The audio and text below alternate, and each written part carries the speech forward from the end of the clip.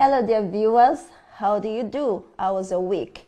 Welcome to another scintillating edition of the Ask for Sunday show.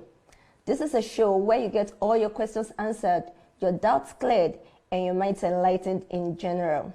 My name is Adelaja Charles Emmanuel, and I have the pleasure of being your host today. I'm an author and a speaker. The Ask for Sunday show has been a tremendous blessing to life across the globe. As a matter of fact, here are a few of what some of the ardent followers of this show have got to say about it.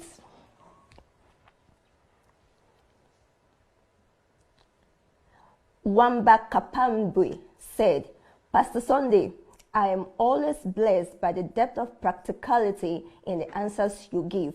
You make the Christian life very practicable, and it is all rooted in the Word. I appreciate that. Thank you. All right, this is from Flo Karim Matib. She says, anytime I'm listening to Pastor Sunday, even if I have an appointment, I do forget because I get so blessed. Wow, Pastor, thank you. And this is from Character Aroma Project Uganda. He says, I always take away new wisdom from every episode. Thank you, Pastor Sunday, for this program. Anyway, so viewers, these are just some of what those who have been ardent followers are saying. So I want to encourage you and prompt you, if you've not been following Pastor Sunday, make sure you do every Saturday, 8 o'clock Kyiv time. It's online. And right away, if you've not called your friends, call them, let them know the pastor is seated, waiting and ready to answer their questions on any and every area of life. Any and every area of life. And you can begin to send those questions right now to Pastor. Send your questions to pastor@sunday@adelajablog.com, or you can put the questions in the comment section below. And let's get started for today's show. Good evening, Pastor. Good evening. How are you today? Very well. Very tired because you've been traveling. Oh, yes, Pastor. I traveled for about 7 hours today. And you had a lot to do, I guess, or a lot of maybe work pressure. At times, parenting is difficult, sir. Yeah. But we are coping with Parenting is not easy. Yeah. Especially when you need to, you have a kid, you have a husband, then you are also very busy doing a lot of things. Yes, sir. You are writing books. Yes, sir. You are pastoring. Yes, sir. Mentoring. Yes, sir. So, and then having a baby. Yes, sir. Yes, sir. It's a whole lot in one. You are the hero. You are the hero. Wow. Yeah, we men don't know what challenges are. Yeah, we men find we are on the easy side of life. Although men always, I even saw a program when, not just a program, but actually even in my own program here, when I was teaching men, it was a men's program, and I was telling them about the nature of womanhood. Right, sir. And what are the challenges women face in general. Right, sir. That the men started asking me, Pastor, do you mean that they even find life tougher than us? They find life more difficult? Yes, I said, wow, are you still asking? You didn't know that? They thought men would normally think that they are finding life tougher.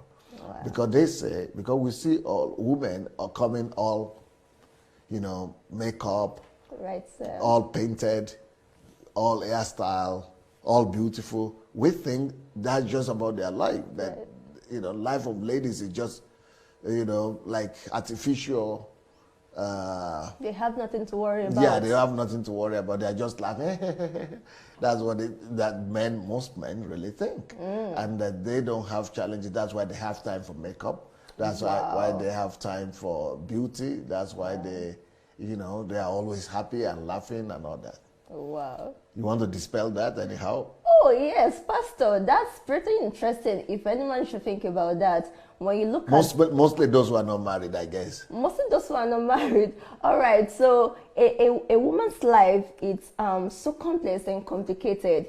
In fact, the aspect of femininity alone, the fact that a woman has to go through a monthly period alone is something that men can never really get to understand. But women do this every month, day in, day out, and then we cope with it. there are many hormonal imbalances that go on in the body of women and may cause mood changes, but men don't really know about this stuff. So a woman's life is complex. And apart from that, a woman is very good at multitasking. Pastor, I find that men cannot do the simple task of eating and chatting on phone. But I don't understand that personally. I hear that men don't multitask very well. But for me, I don't see anybody that multitasks like me personally. Okay. I multitask a lot. All those things. If I don't do 3 things at a time, I feel I'm wasting my time. Well, maybe you are one of the... Probably I developed that, probably. You did, and then you are just one of the few men who have developed, because what we find outside is men complain. They can't even eat and type at the same time. I'm surprised. For me, I need to not just type at the same time. Right. I need to be hearing something at the same time, talking at the same time, writing at the same time, and many more things at the same time. A man of many parts, and I think anyone can develop going that. Back to women, though, yes, sir. That the life of women is not superficial, like people say. Yes, sir. And it's much more complex. You only touched on on one aspect of it, their monthly period. Okay. But apart from the monthly period, I also know that even the hormones and the emotions of ladies is much more complex and much more complexly built than those of the men. Right. What I've discovered is that because of the hormones and because of the structure of the glands of the ladies, that women are actually much more sensitive. They feel pain, and they feel pain 14 times stronger than men. They are more sensitive. I'm looking at our producer today, Valentina. Okay. I know she's full of emotions today. She's because we came late and everything, and you too, you are all stressed up, and I'm feeling for you as I'm sitting here. I'm feeling her pain as she's sitting there to make sure that everything works, and people don't understand. And I think she's really in bad shape now, just like you. But the way you are able to put yourself in order and to be able to, do what you need to do. Those are some of the things that people don't know with women. That women, get themselves together. They need to do what they need to do. Why their feelings is really saying their feelings are really tearing apart, going all directions, but their women need to be respected, and that's an aspect that men don't know about women. That the feelings, that the sensitivity of ladies is like 14 times more. They feel higher than that of men, and that means that if we say to him, that's why if we say to a man, I don't love you, that doesn't is your problem. I don't even feel it. Right. But if you say to a woman, I don't love you, it sends deep emotions down into her. Right? She feels it 14 times worse. That's why she's so bad. And that's why people say, but why should I tell you? I love you now. Why should I tell you I love you? Because of our emotions. Our emotions are playing different music, going different directions on a daily basis. She needs to be reaffirmed. Our emotion needs to be reaffirmed on a daily basis. Right, because our sensitiveness is so, hurtful. That's why ladies are more liable to responding to negative things more than the men. Yes. And men seem to think that everything is good all the time. No problem. Now, what's the problem? And they wonder why women are always seeing issues and problems. I said, but why are you complaining? Intuitive. Yes. Women are and that's all connected with their emotions and with their sensitivity. Yes. And so women should actually be cherished. Right. Women must be nurtured. Right. And women must be honored, respected. Right. And I believe that women must be carried and treated like a glass. Wow. Like a glass of water like this. You cannot just throw it anyhow. You have to always nurture it and treat a woman like a fragile being that could be hurt by any little thing. Right. So I think the Bible is right. I think we need to pay more attention to that scripture that says that we should treat women as a weaker vessel.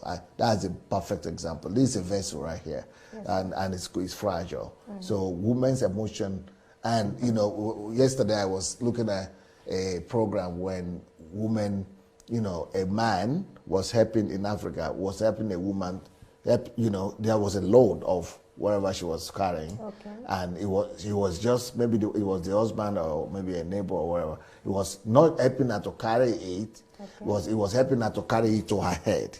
Oh. You know, I've seen that a million times in my own village myself, growing up in Africa and in the village, and I had helped a lot of women to carry it. But now, from what I know, I see a grown-up man helping to put load on a woman's head. While he went, he was just going free, no nothing. He was actually going a bicycle. He didn't put it on his bicycle. Wow. He put it on the head of the woman, and the woman had to walk, and she was even thanking him. So it's a difficult life for women. Now I understand why some women are always fighting for women's rights and things like that. Yes, I didn't know so much, and I think that there are still a lot of men all over the world who are insensitive to this kind of sentiment. To the feelings of their Even to this kind of sentiment I just expressed. Yes, that what is wrong with helping her? But you even help that now. So That's true. Wow. So when I saw that, you know, you look a little bit tired today, I'm reading more meaning to that than what I just said. Wow. Yes, I'm reading more meaning, and I began to feel it myself. Wow. I wonder what you just said in a few minutes. I wonder what it will do to homes globally. Actually, women want somebody to tell their husbands this, but probably nobody is talking about it. But maybe it's not even for me. Maybe it's for a woman somewhere, somehow, whose husband has not been appreciating her.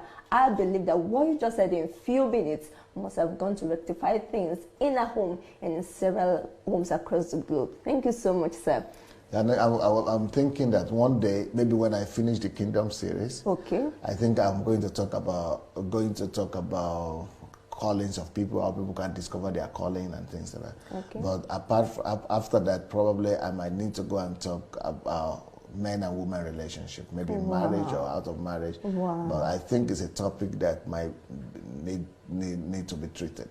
Pastor, it's a topic that is as important as anything, because once the family is well, once the family is okay, even our society, our nation can be okay too. And then we'll not give parents to stop giving birth to children who turn delinquents or social relics or something. When the home is old, then the society can be whole too. So I think it's going to be a very, very important and beneficial topic too. And I'm looking at you and I'm thinking that I'm going to get myself into a lot of trouble when I'm back in Africa.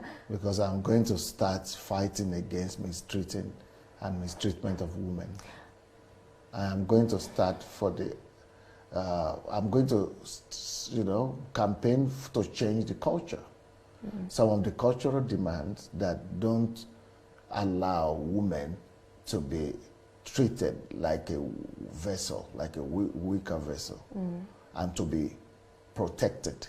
And those are the things that I'm going to have to fight against. And I'm going to get myself into trouble, because I got myself into trouble here in Ukraine. Right. When I started talking about how men are supposed to treat women correctly, rightly, and how to honor them. Husbands began to threaten me and call me on phone and threaten me that you are making our wives free and you are making them to lose respect to us and for us, and you're making them to just all kind of things. So women are just treated like properties, like things, like. I have a car, I have a wife. That's true. It's a bad thing. Pastor, I understand the trouble angle, but I know that God, who has always delivered you, will also deliver you from this. But apart from this, the women will stand up and root for you, because this will change their lives. And truthfully, apart from even the women, I think the men who get to listen to your messages, they will also catch on to the same culture. Yes, sir. So it's just for them to come in contact with your messages. They will know where you are coming from. Yeah, that is interesting. Because as we are talking now, I just came to discover that I've never heard a Nigerian preacher talk about how to treat women. I've never heard a preacher. I've heard them preach about marriages. Okay. Husband and wife relationship. Right. But the women are always at the receiving end. Most of the time. I've not been having men preachers in Nigeria. I know all the men preachers in Nigeria, the big men. I've never heard one of their messages where they are saying, I have a lot of, I know the kind of thing I'm saying. The qualities of women, the weaknesses and strength, how she should be honored, even when I went to Nigeria myself and I was teaching in a church because they were invited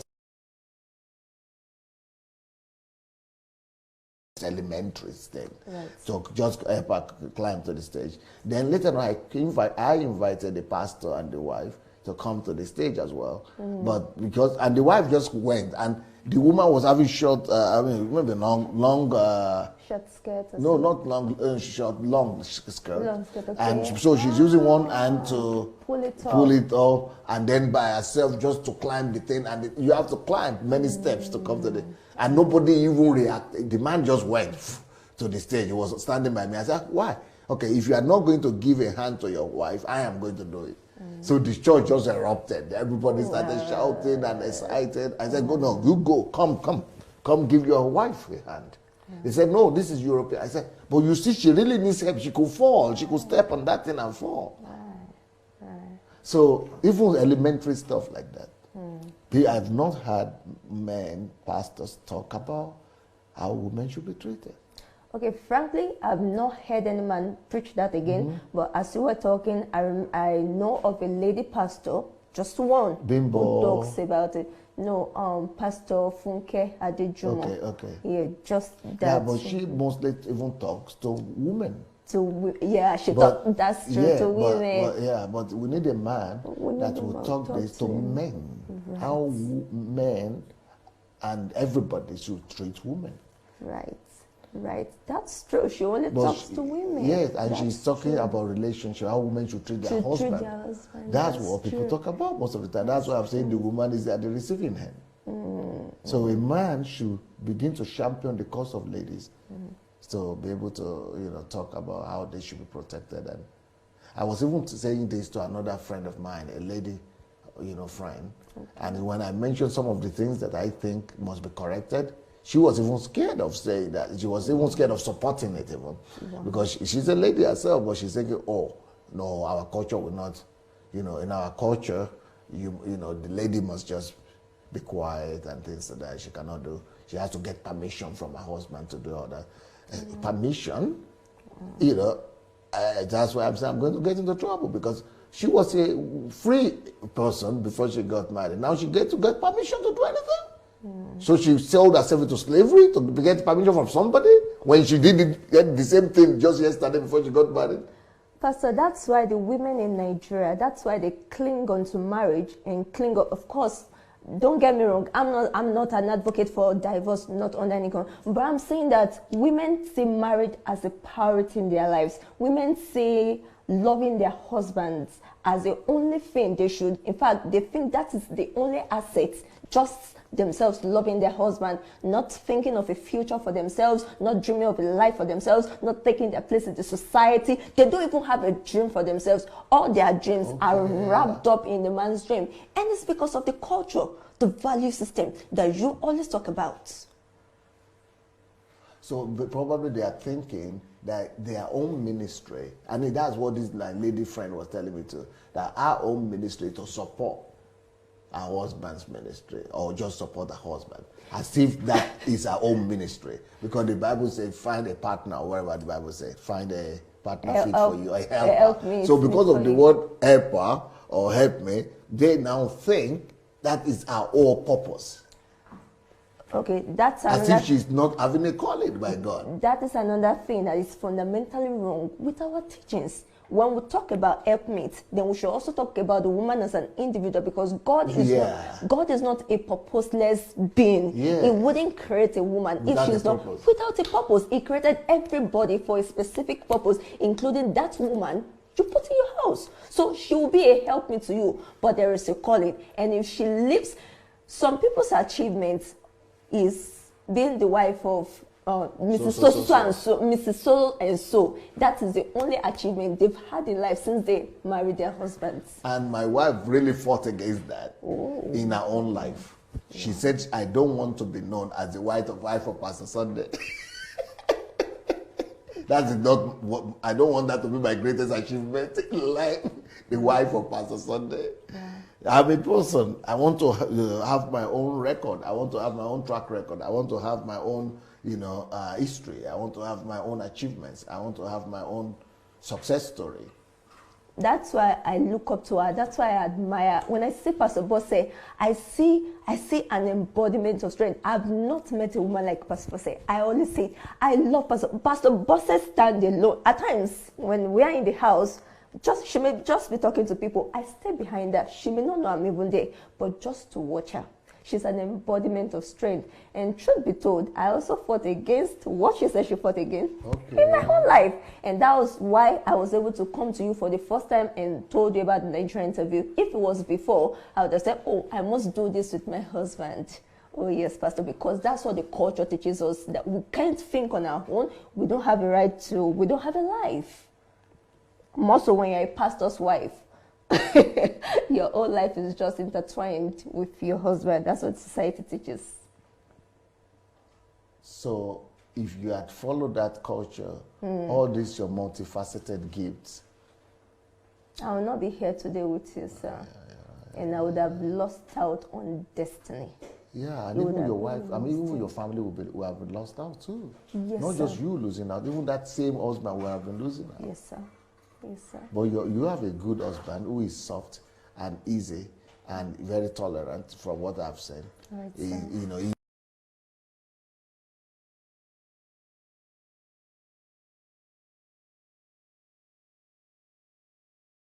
and what we see from other people, we just see them. Women don't have lives, especially pastors' wives. Pastor, they don't have their own lives. They don't have a calling. Oh my! No, they don't have a ministry. Their ministry. Will it is be a appropriate husband. if Yes, someone like me, a man, yes, sir, talk about that? Won't they say I want to break people's families or break pastors' families, homes? Pastor, you are a national reformer. You are a world transformer.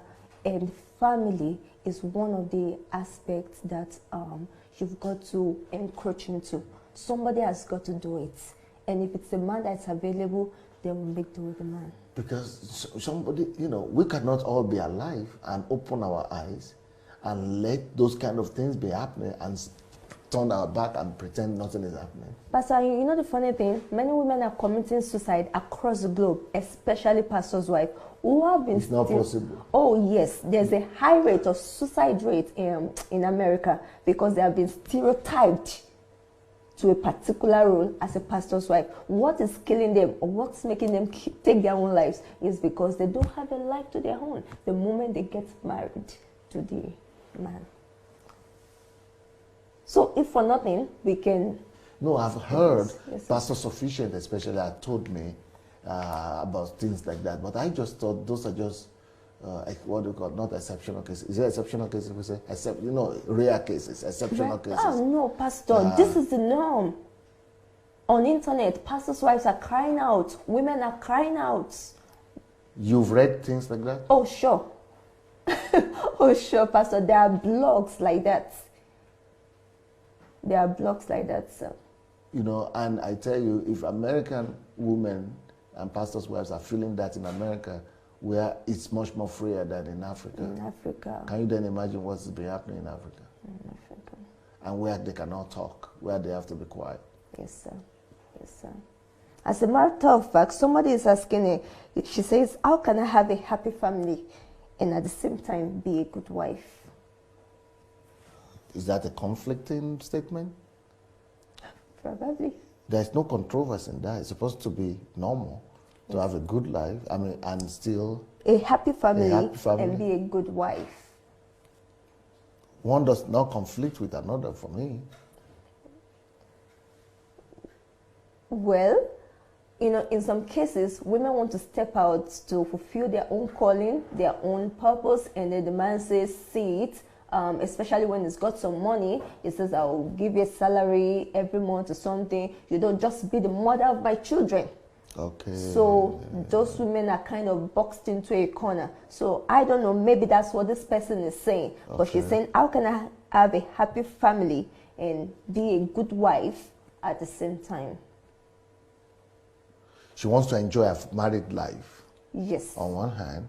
Yes. Be happy as a family person. Yes, sir. And still fulfill her duties as a wife. Yes, sir. And still be a good wife. Yes, sir. I think it's all, I think there is I don't see any problem in this. I think, being a good wife is having a good family. Having a good family involves being a good wife. I think that she should just be herself. Thank you, sir. That's what will come to my mind. Thank you, sir. I don't know if she expects to hear something else, but I would just think she should be herself everywhere. Yes, sir. She should be herself as a lover to her husband. She should be herself as a homemaker in her family. Just be herself as a mother to the children, and be herself as an individual, be truthful to her own calling, to her own emotions, to her own temperaments, and just be truthful to her own, to her own aspirations and to her own dreams and to her own goals. That's what I would think. Oh, wow. Okay, Pastor, thank you very much for that. Somebody is saying here, he said, good evening, Pastor. What should be the woman's response if her husband does not approve of her vision and calling, but rather he prefers that she stays home and takes care of the home? A husband is not supposed to a woman's calling. Wow. Wow. Would that be strange in people's ear, for people to hear? I think so. Yes, sir. It will be. Because a calling comes from God. Wow. Wow. And if a calling comes from God, God only needs your own agreement. God only needs your own consent to receive and accept that calling. But it doesn't need the consent of your husband or your wife. Right. It's a personal calling. Just like salvation, it's a personal calling. God called you. And when he's calling you to ministry as well, it's a personal, individual calling. Right. So you have a calling by God, from God. And you are responsible to give report to, you are responsible to God for that calling. You are, what is the word I'm looking for? Not responsible. You are accountable to God. So you are not accountable for your calling. You are not accountable to your husband or to it's not your husband that's accountable for your calling. Right. So it's not an area a husband or a wife should meddle in. You could only tell your husband, I agree some things with your husband so that in the carrying out your duties, your other duties as a wife will not suffer. Okay. So in that case, you might want to agree some things with your husband and let him know your schedule or what you are doing, and let him know that you might be, just to technical arrange some, agree and arrange some things technically, but not either it will permit you to enter into your calling or not, or either it will give you permission. It's not its own prerogative. It's not its own authority. It doesn't have that authority. If you are going to ask your husband if you should answer your call or not, you are going to the wrong address. You are going to the wrong person to ask for. He doesn't have a say in that. You are a human being, a child of God. And that God is calling you to do something. You can only inform him, not take permission from him. Wow. Thank you so much for that download of wisdom, Pastor. Thank you, sir. Yes, I gave my answer. Yes, sir. And you want to go right to the next question. But I'm thinking, since you are a woman, yes, sir, or you happen to be a woman, not just an interviewer. Yes, sir. I think that whatever I've said might have caused some emotions in you. Yes, sir. And I think you have the freedom to express it before you quickly go to the other. If you just go to the other question, that will make you an interviewer or an anchor. Yes, but I thought you are first a woman. All right. Thank you so much. Thank you so much, Pastor. I was actually conscious of time because the technical people have told me ahead of time that we should endeavor follow to your take more spirit. questions. No, don't bother about them. Follow your spirit. Okay, thank you. Follow your spirit. Thank you very much, Pastor. Follow your spirit. Thank you, sir. So, Pastor, what's just like the husbands? Yes, sir. The technical people, they are not higher than the Holy Spirit. The husband too is not higher than the Holy Spirit. Technical people too, they are not. Everybody wants to control you in this life. That's one thing, one lesson you must learn. Everybody in life wants to put you in a box.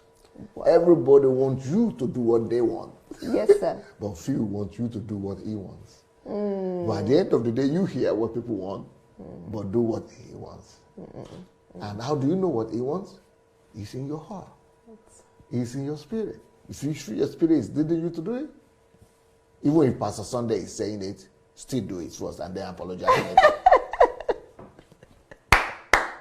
Wow, that's why a father. All right, Pastor, what stood out to me was when you said the calling is from God, not from the husband. So the woman is first answerable to God. And of course, the Bible says God is the head of the man.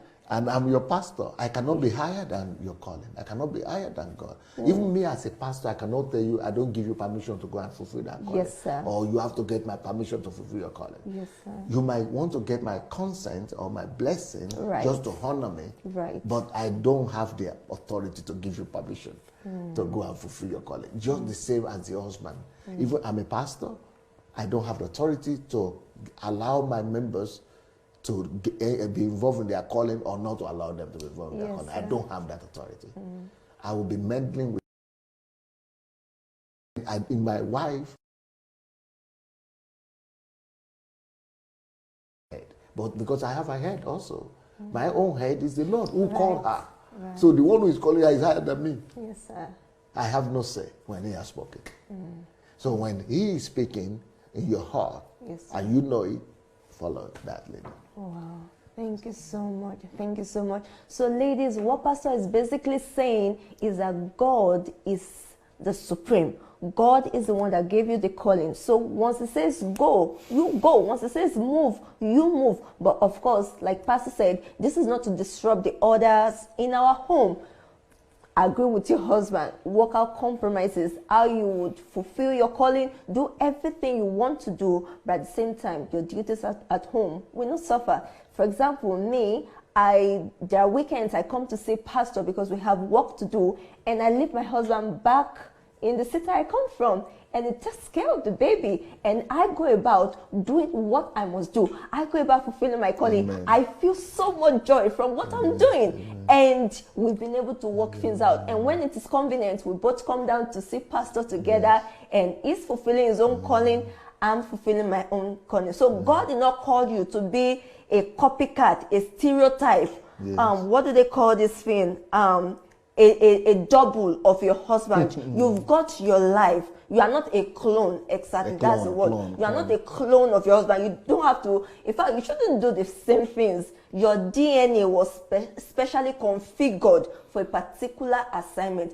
Find your assignment, fulfill it. Let your husband fulfill his own too. But don't forget, work out compromises. Pastor does that in his own life too. His wife is not here. She's busy about her stuff, but they have time, they see and talk every day. Yeah. His home is beautiful. Our own life is beautiful. Pastor's life is beautiful. Yeah. Thank you so dearly, Pastor. Thank you for these teachings.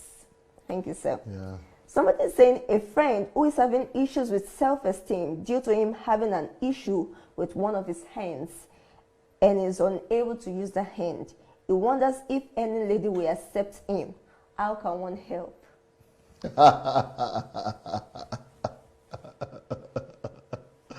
Makes me laugh because that person who is asking that question and the person who is suffering, who is the friend, they all come from a school of thought whereby they value and assess their worth by the external things they possess or they have. But our worth should not be measured by what we possess or what we have. Our worth should be coming from what our inner content is. So it is our inner value, the content of a man's character, the content of a man's value that actually determines who he is. So you might have good body, 2 hands, beautiful figure, but if you have bad character, people will despise you at the end of the day. But if you don't have even not just 1 arm, but all the 2 arms and the 2 feet, and but you have a valuable and admirable character, I'm to marry you.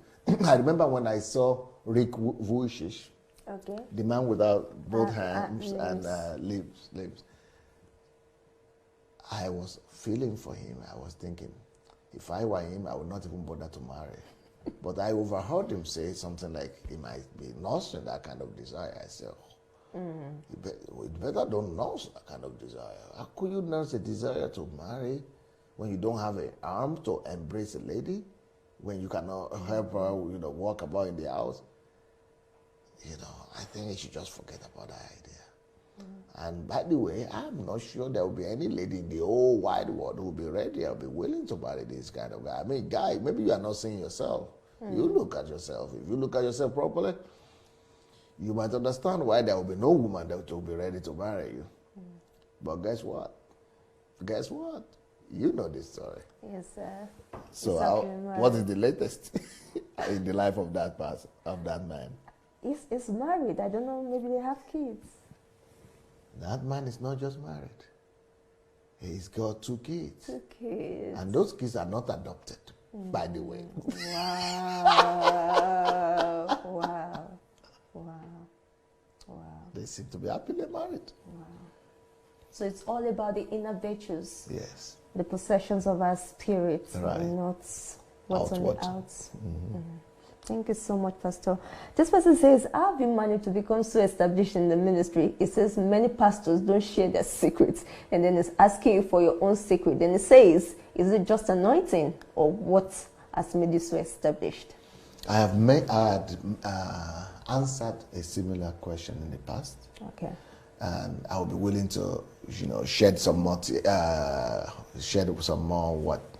Details. There's a statement. There's a shed some more light. Shed some more light. Okay. Shed some light on that. So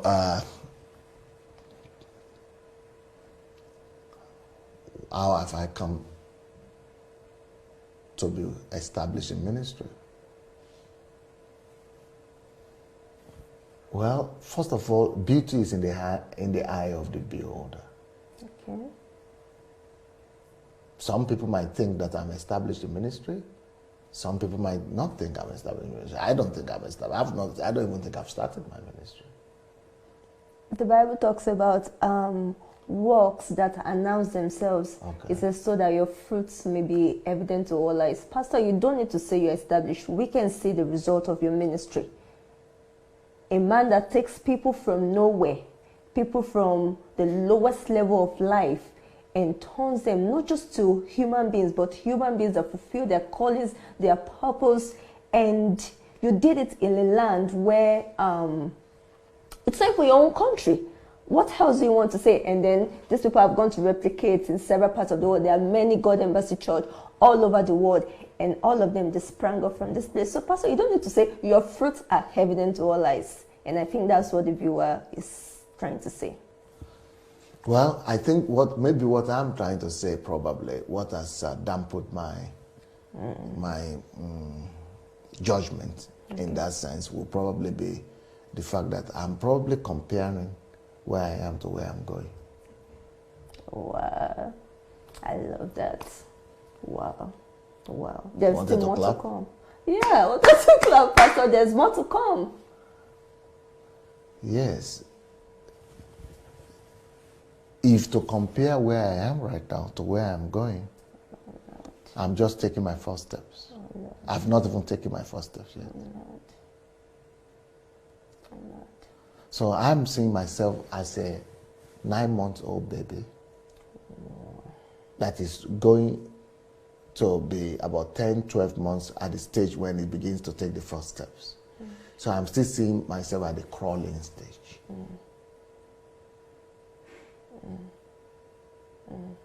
I'm seeing myself that my destination is a grandfather, to be a grandfather with gray hair.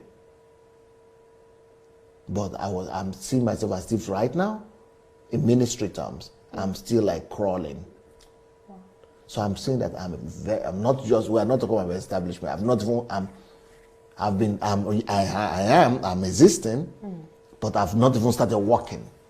That's how I see where I am to where I'm going in ministry. So I don't see myself as being established at all right now. I think I'm just finishing preparatory. And so I don't know now if the person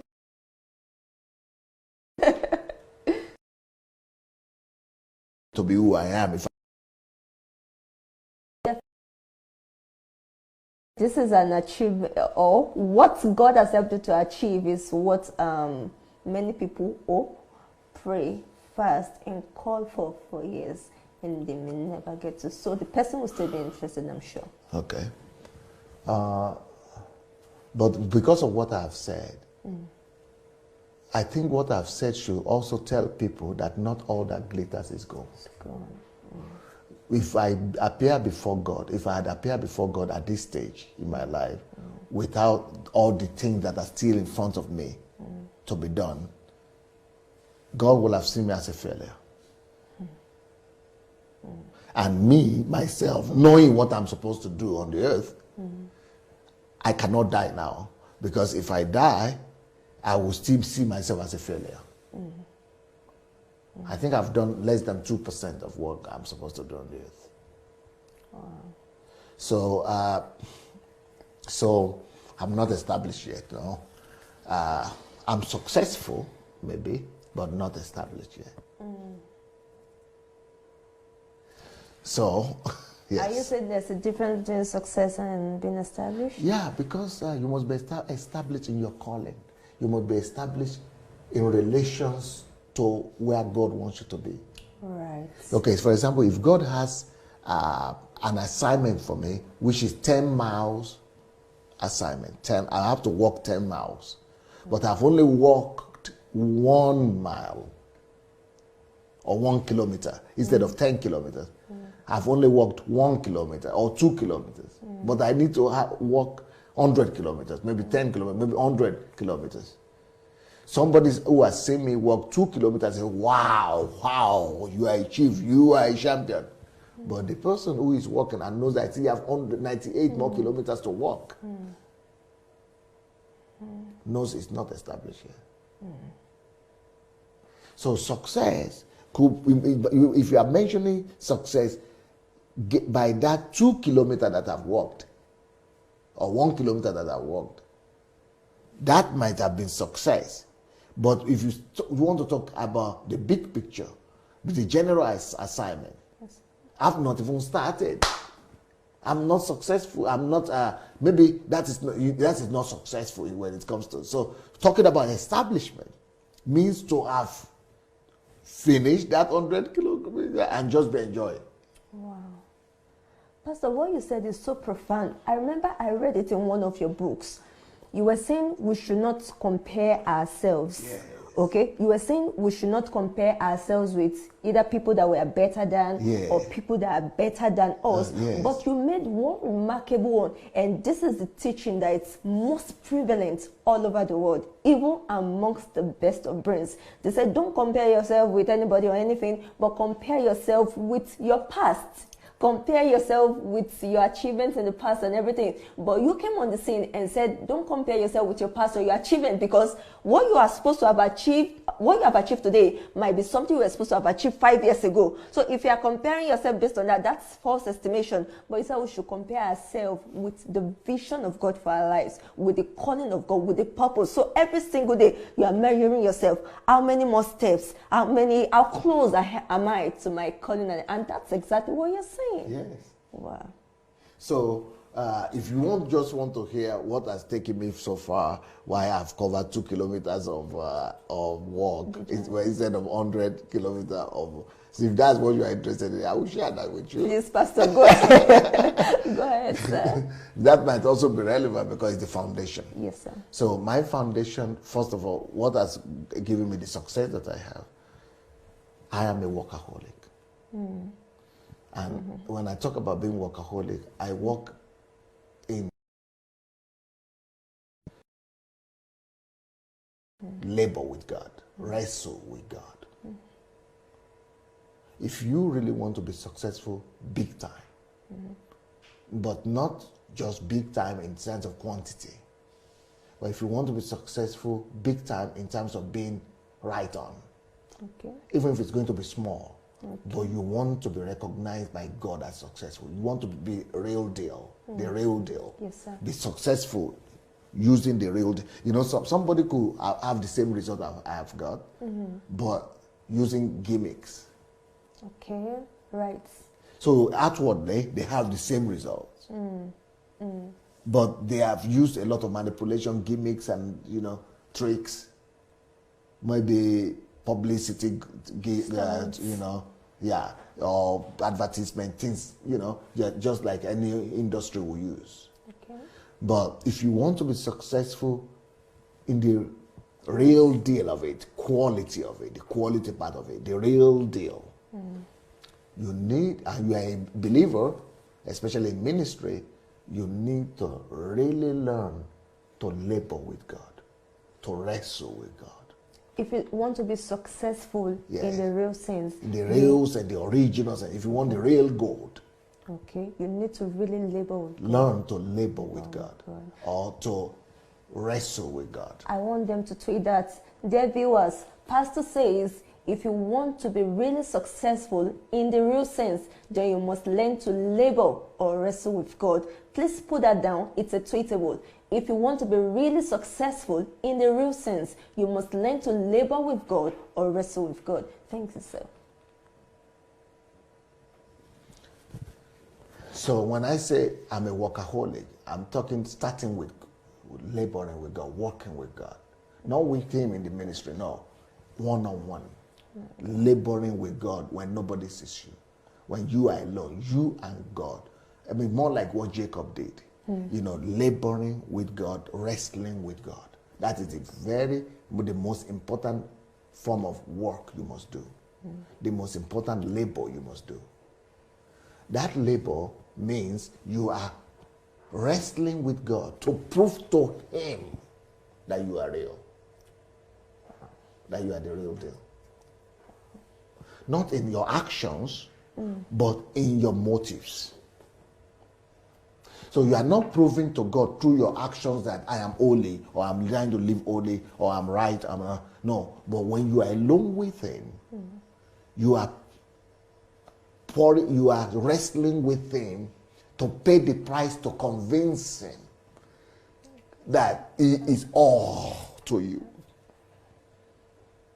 And it's all in all to you, that you belong to Him, that there is no doubt about it, that He owns you, that you are sold out. You need to convince God that you are real. I don't know if you are catching it. Yes, Pastor. I do, sir.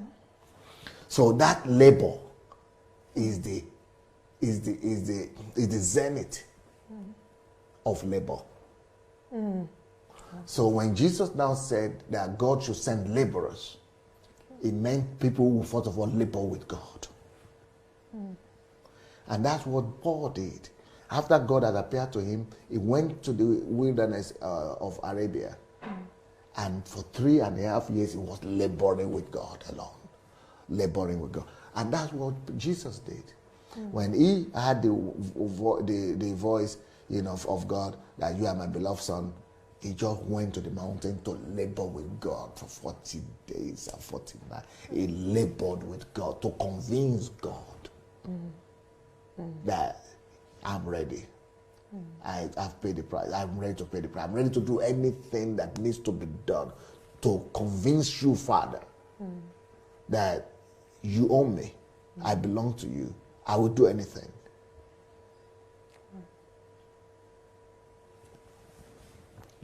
And this has to be an ongoing process in our lives.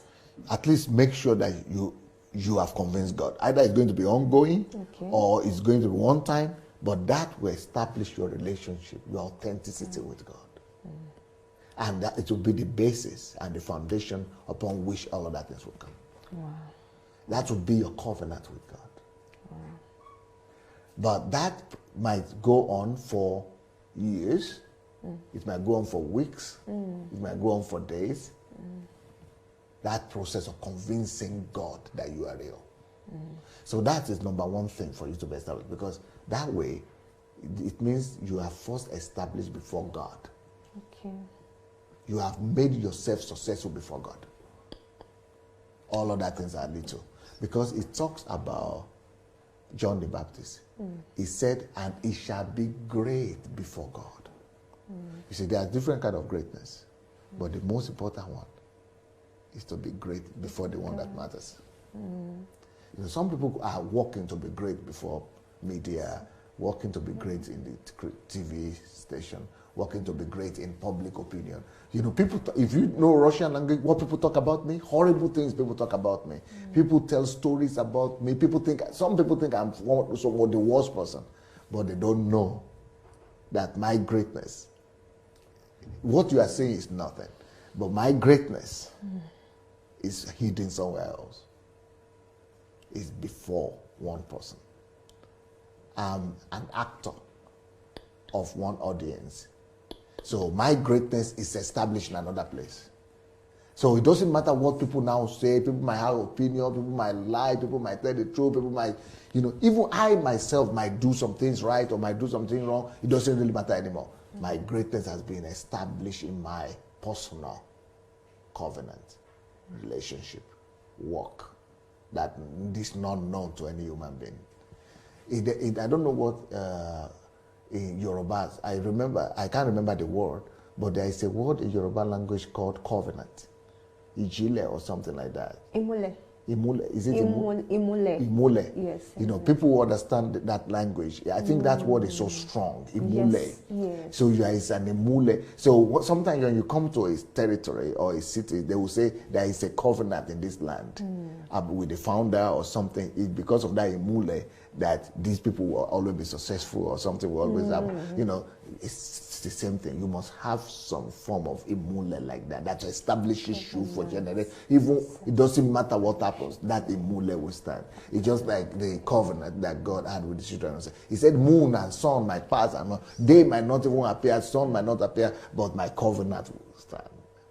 That is what establishes that level of God. So if you are established before God, established in ministry or not ministry is just it's secondary. It's an elementary. So of course, I can mention many factors, but so for some reason, for this particular question and for today, God wants me to just mention this one factor. Let them go and think about this one factor, and this one factor might be enough for them for now. Oh my God! So it's not about any outward show. It's about some people have outward show, and and they think that is good for them. That is their choice, and congratulations. You said I'm an audience. I'm an actor performing before one audience, and that audience is God. Yeah. That's why I say it's you want them to tweet that? Yes, yeah.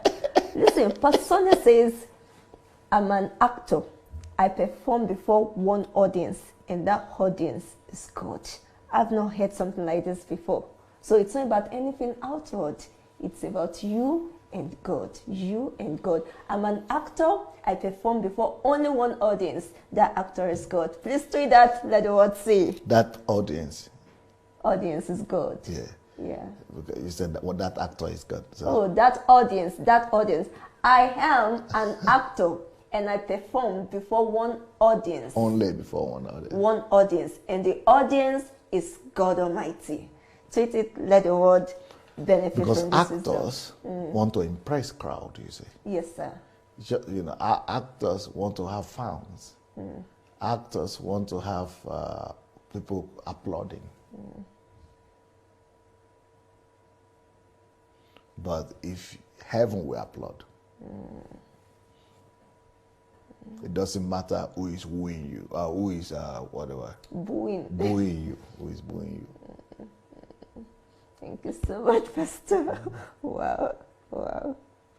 Our time is up. Or you still want to make want to take one more question? It's okay. Okay. Pastor, let's just see. Let's see. Or we just finish at that because we need to start. I need to start the next program. Okay, so dear viewers, I don't know what happens every time we're on show with Pastor, on set with him. The time just keeps flying. That's why the technical guys want you to to take more questions. Yes, sir. Yes, sir. No, we have to follow the Spirit. Okay, sir. Okay. And follow our hearts. Yeah.